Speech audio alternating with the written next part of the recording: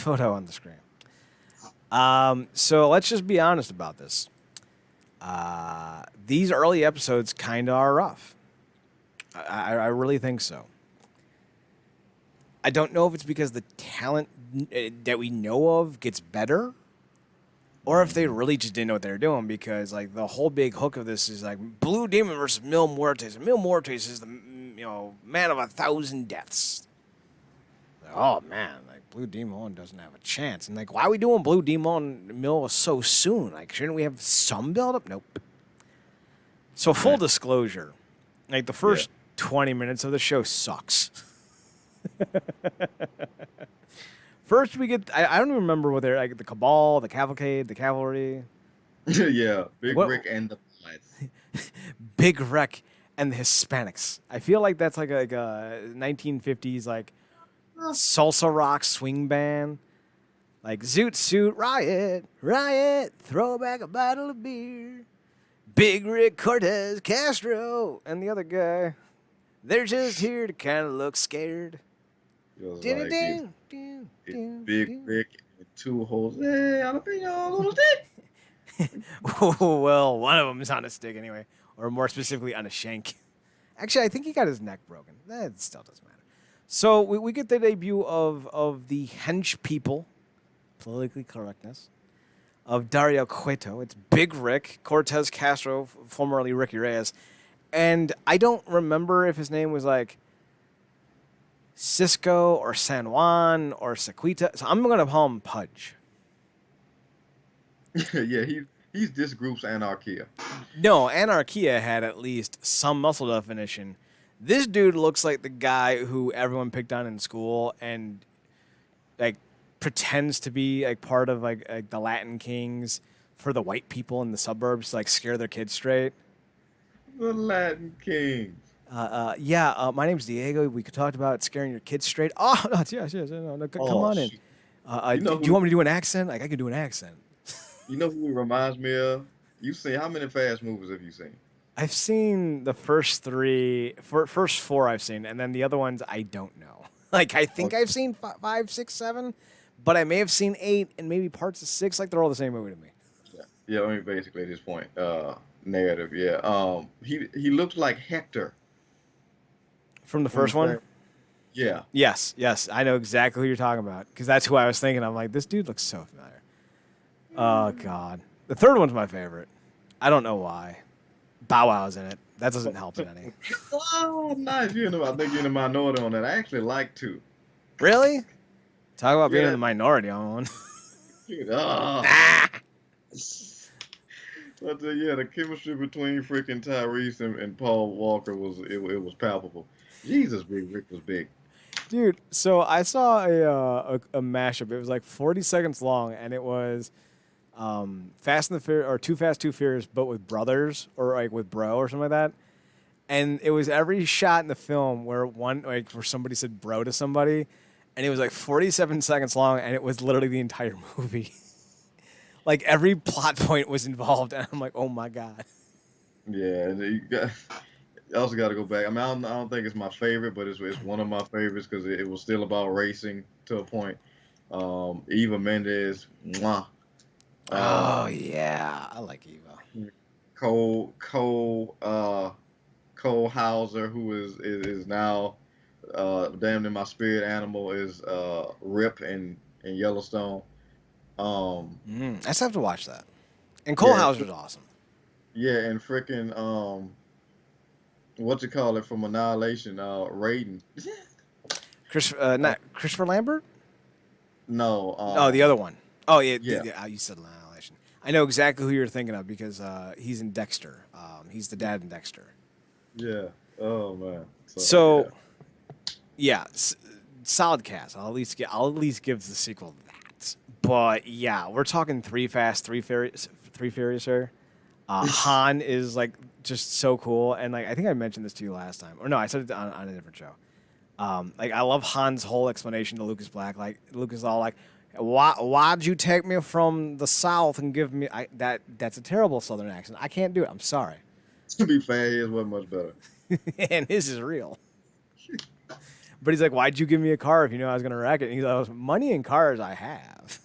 It's character and trust I don't. I need people I can rely on. And I'm like, you can count on me, hon. You give me 3 squares a day and I'll hang out. You don't even need to pay me. I just make sure I have food. Oh. I'm a very agreeable henchman. Because remember, Han dealt drugs. He's not the nice guy. But you want him to succeed in his drug trade. Plus, whoever that Vanessa Hudgens looking chick. Yes, her too. Yes, hers. Man. The first 3. Actually, I don't like, preferences are preferences. I don't want to like begrudge any woman out there who doesn't meet my criteria because like I don't necessarily find the conventionally attractive women always attractive. But like Jordana and Brewster and Michelle Rodriguez never did anything for me. But like Eva Mendes, like God damn it, that's not who it is. She had an all white outfit and Too Fast, Too Furious. Man. With that sun-kissed Hispanic skin, or is she Latin? I think she's Latin. She's from Mexico, right, or Puerto Rico. She's not Spanish, that's for sure. Spaniards look like me, because they're literally Europeans. I digress. So anyway, Pudge, Cortez, and Big Rick make their debut, and then all of a sudden Johnny Mundo and Puma are down there, and I'm like, oh my god, are we gonna have a Pudge and Castro versus Puma and Johnny Mundo match? Oh look, I can see how far this match goes on with the little video timer. Are we skipping this? Oh, we're skipping this. So then I skipped it. Saved me 13 minutes. Because I am not doing any fucking match with Puma and Morrison in it. I refuse. Marcus, I don't know why I hate them so much, but I do.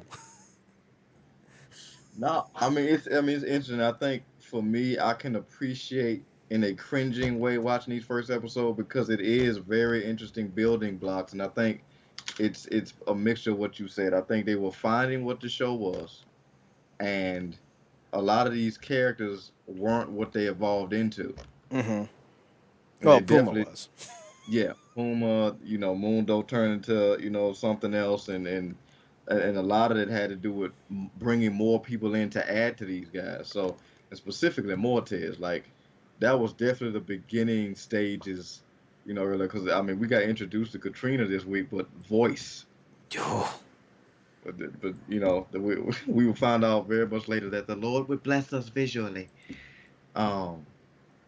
Weekly, but yeah, I think this was the building blocks. But if you were patient and waited enough and kind of got into the vibe, I think these first episodes you kind of had to click onto the vibe or the temple atmosphere of it, because the characters just weren't that. Like I rock with Chavvoooo, but I think I like Chavvoooo the most in his career when he was tagging with Hernandez and TNA.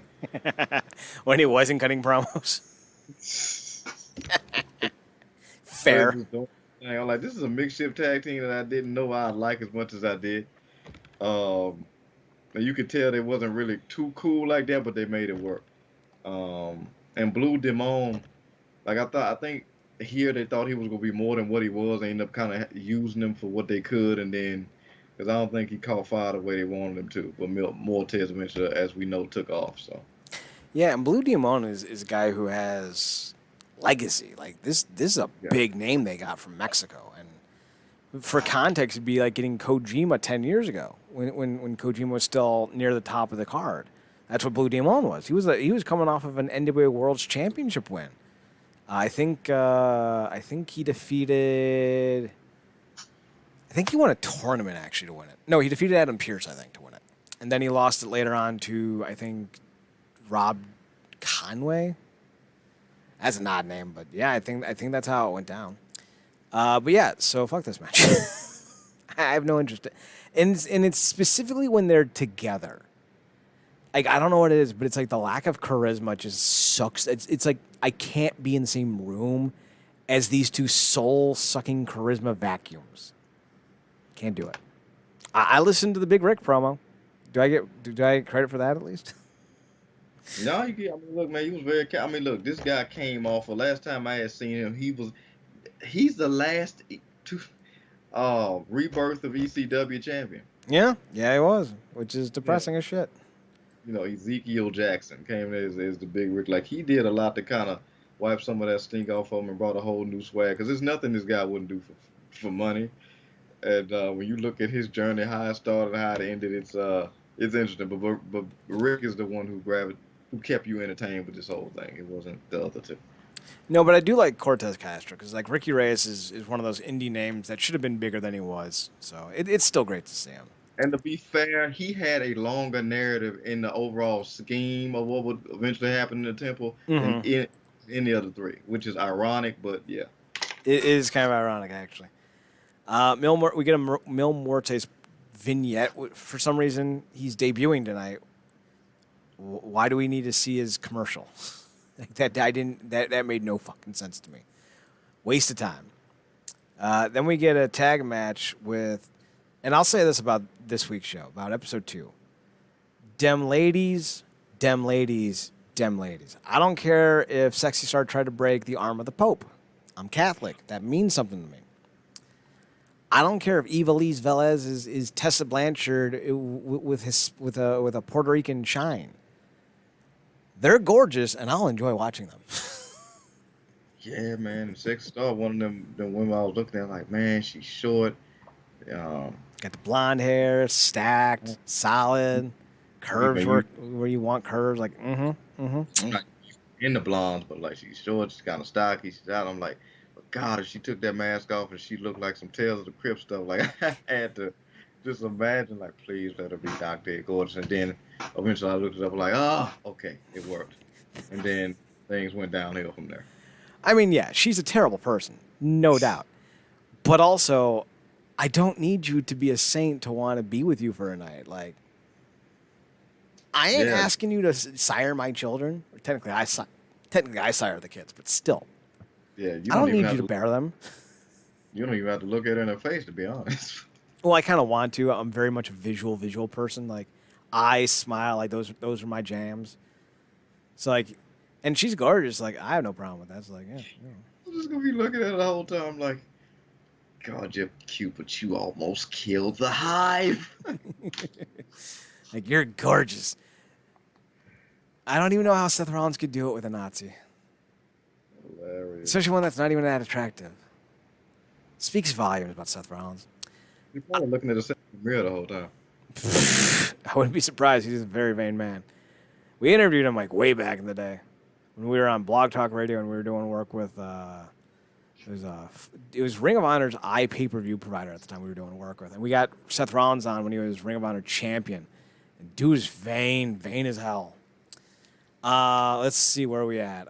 So the match itself was a fun little match. They saved Ivelisse and Sexy Star for near the end, which I actually appreciated because I wanted to see them to get it on because I'm a cis hetero red-blooded American male, and I like me when girls go and then they kiss, but then they kick, and I was like, oh, okay, well, I guess that works too.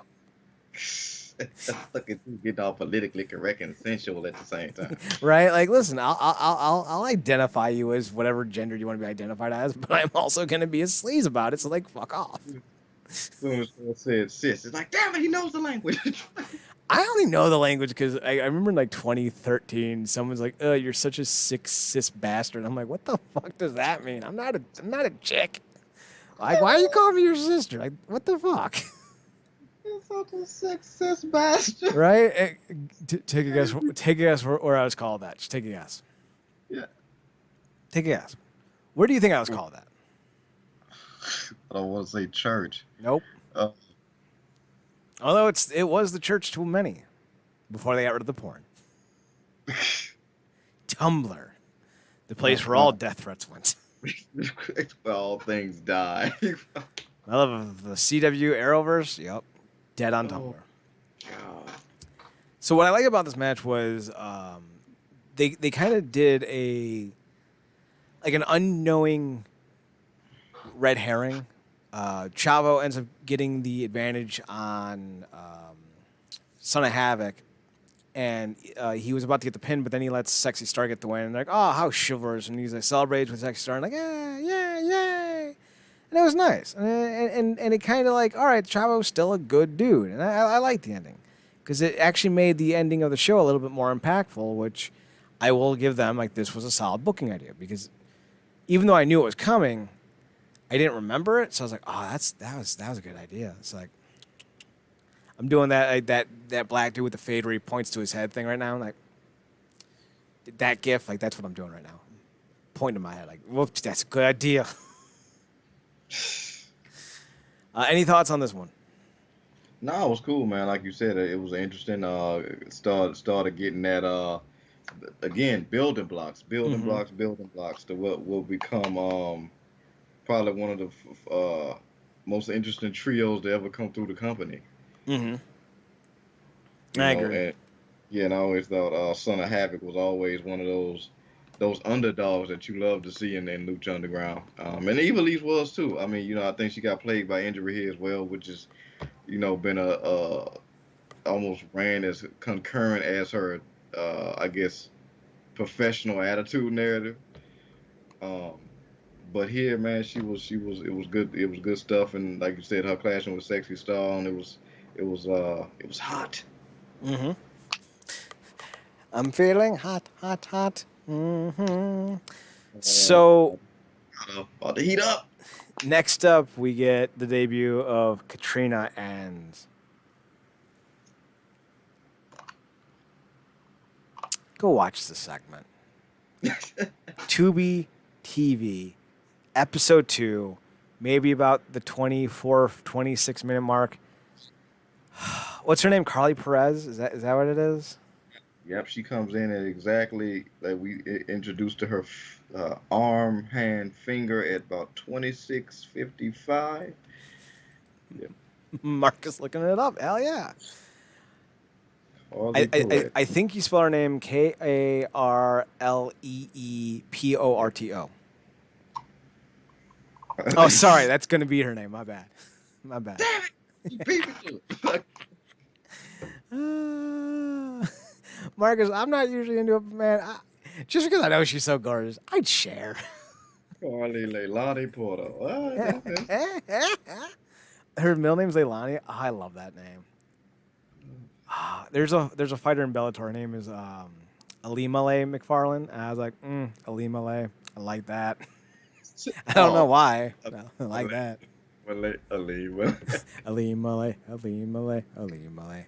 In the jungle, the mighty jungle. I love that song unironically, and I don't care who knows.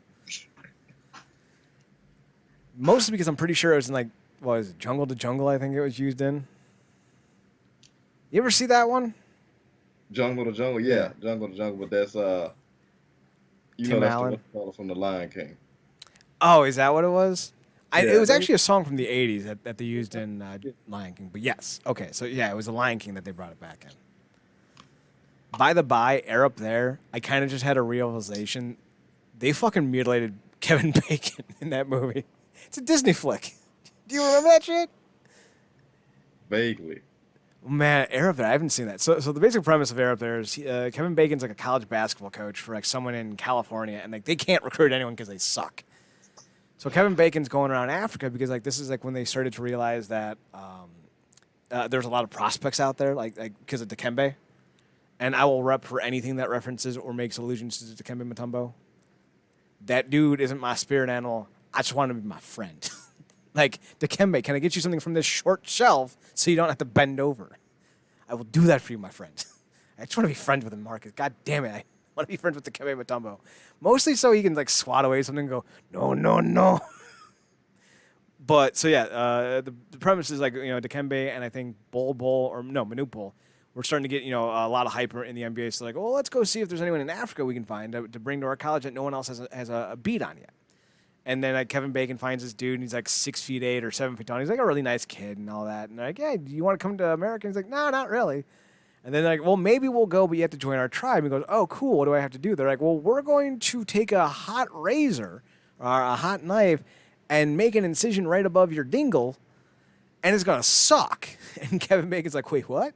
And then they fucking got him. I'm like, "This is a PG movie. What the fuck?" I'm like 7 going, "This ain't right. This ain't right. You don't mutilate a dude. Not for a basketball scholarship. What the fuck?" And then they play like a 2-on-2 game with like a rival fucking tribe, and I'm like, this is the greatest shit ever. I love it. I need to watch that movie again, man. Oh yeah, Air Up There. Oh, what a great movie. I can't believe I remember that much of it. I haven't seen it in 25 years. I guess Carly Perez just brings out the best parts of my life. As does Warsaw. Right? Oh, she's gorgeous.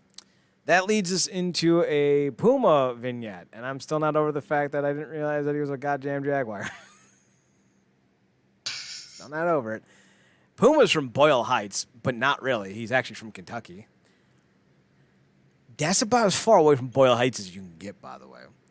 And he's a pro wrestler training on a heavy bag with closed fists because, you know, Marcus, closed fists in wrestling are legal or illegal.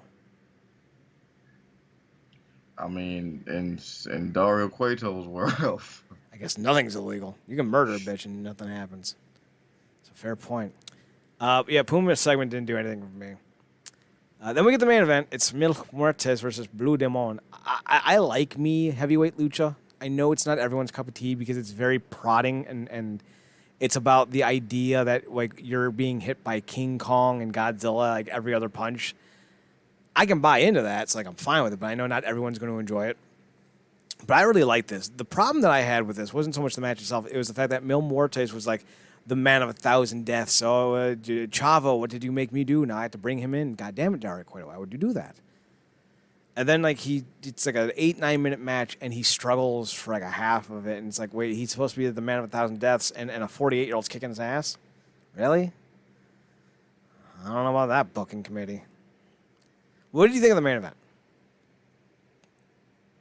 It was cool. You know, I think that probably ended up being allowed because, like you said, Blue Demon is a legend in his own right. And I think that's probably kind of contributed to not just having him get, you know, mauled, if you will, because he stick around for a couple seasons, and that is a different match. So you probably getting the spear as the one and only move in the match, actually. But yeah, it was cool, like you said. What ended up happening is because I really wasn't into either man too much at this point, but Chavo kind of came in. Even if you wanted all the characters, you appreciated the continuing narrative specifically throughout the show, because you know we've kind of been bastardized with things being changed up mid 3-hour effort. So you know. For what it was fine. I think they could have done more with it if given the chance, but you know, what are you gonna do? Mil gets the win, and then the ending comes, and I think the ending is the best part. Well, first and foremost, I really don't like the overhead shot with constant motion action, with perpetual motion. Like I don't think it works, but I like the overhead shot when it's a static shot. So like I think they did it with the Son of Havoc tag team match where they did the overhead shot a few times when they were running the ropes, and it just looked bad. But then in the main event or the post-main event, like after the beatdown, you saw all the bodies. Like that's where I think it worked. So Miller does his thing. He starts beating down Blue Demon, and then Chavo comes down. He's like, "No, not on my watch, good sir." And then he turns around and starts beating up Blue Demon and hits him with a chair, and everyone's like, "Whoa, what?" And then I think the guy who would end up being, what was his name? Something B. He was like the fast-talking, smooth salesman guy. Yeah. What the freak? B. Michael Jordan B. Michelson. 1-800-GET-FAME. Yeah, him. Yeah. Yeah, he came out with Molly Meowie or whatever her name was. Yeah, he comes down as an uncredited extra. Famous B. Yeah. Famous B. There it is. He gets dropped, and then some other dude who I don't recognize gets dropped, and then Sexy starts like, "No, please, I love him. He is my demon." And I was like, this is some terrible-ass soap opera. And then Chavo fucking goes, "Hey, guess what? Equality." And then hits her with a chair shot to the face. That's when I found out. I'm like, oh, this is a different show. Yeah, this show don't fuck around. So that's kind of how the show ends with Matt Striker and Vampiro calling Chavo a bastard. And Chavo does his WWE pose where he gets on his knees and does like the two-fingered thing. And then like that's how it ends. And I was like, oh, all right, I guess that's a thing. So mixed bag for this one for sure, but I would say that it was definitely better than the first episode. But that's also because I didn't sit through the Puma Morrison stuff. So like, finding ways to make your life better, one skipped action at a time. If anything, the fact that this was when Katrina debut makes the episode worth it. Mm-hmm. And it wasn't like, listen, like, we're being chauvinistic. I don't care, but it's not even just that. Like, yeah, she's dripping sex in this scene. But she has this delivery, her strut, the way like her hand extends with the finger out and it taps. It's like everything that she did was perfect. Like, she had a sense of how to be this character that made the scene so much better. Like, there's a lot of gorgeous women in the show, but Carly Perez has an ability to stand out among the crowd. So, thumbs up. Sorry, thumbs up.